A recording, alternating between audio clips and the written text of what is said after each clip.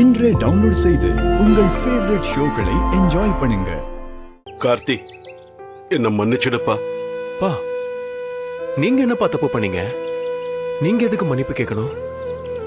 இல்லப்பா, நீ எந்த தப்புமே செய்யாம இத்தனை நாள் எங்க முன்னாடி ஒரு குற்றவாளி மாதிரி வாழ்ந்திருக்கடா.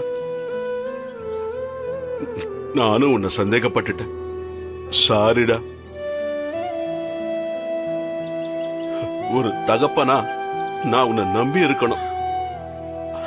ஆனா ஒரு பொண்ணு அத்தனை பேர் முன்னாடி எனக்கு அநியாயம் நடந்துருச்சுன்னு சொல்லும் போது என்னால வேற எதையும் யோசிக்க முடியலப்பா. ஆனா என் உள் மனசு என் புள்ள தப்பு பண்ணிருக்க கூடாதுன்னு சொல்லிக்கிட்டே இருந்துச்சு. நான் அதனால தான் பிருந்தாவ கூட இந்த வீட்டுல இருக்க சம்மதிச்சேன். கடைசியாவ கர்ப்பமா இருக்கேன்னு சொன்னதும் நான் அப்படியே உடைஞ்சு போயிட்டேன்டா.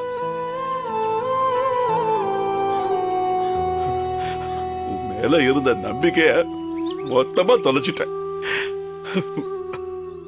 அது தப்புன்னு இப்ப நிரூபணம் ஆயிடுச்சு. பா, எனக்கு புரியுதுப்பா. உங்க இடத்துல வேற யாரு இருந்தாலும் அந்த விஜய் இன்னும் ஏமாத்திருப்பாப்பா. ஏன்னா அவ அந்த அளவுக்கு அவ்வளவு நடிச்சு ஏமாத்தினா.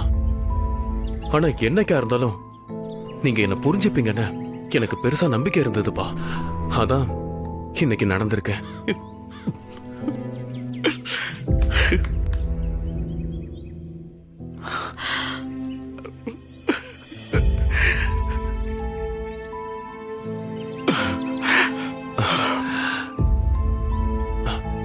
அதெல்லாம் ஒண்ணு இல்லப்பா. பிருந்தா, நீயும் என்ன மன்னிச்சிடுமா? மாமா, என்ன மாமா, நீங்க பெரியவரு. நீங்களா என்கிட்ட மன்னிப்பு கேட்க கூடாது மாமா. மன்னிப்பு கேட்கறதுல பெரியவங்க சின்னவங்க எல்லாம் வித்தியாசம் கிடையாதுமா. யாரு தப்பு பண்ணிருந்தாலும் யாருகிட்ட வேணாலும் மன்னிப்பு கேட்கலாம். உன் இடத்துல இன்னொரு பொண்ணு இருந்திருந்தா அவ மனசு விட்டு வேற ஏதாவது தப்பான முடிவு எடுத்திருக்க கூட வாய்ப்பு இருக்குமா. ஆனா நீ கடைசி நிமிஷம் வரைக்கும் போராடி இருக்க. உன்னை பத்தி எல்லாரும் என்னென்னமோ பேசினாங்க. ஆனா எதையுமே நீ பெருசா எடுத்துக்காம உண்மைக்காக இத்தனை நாள் போராடி இருக்க. உன்னை நினைச்சாலே பெருமையா இருக்குமா, பெருமையா இருக்கு.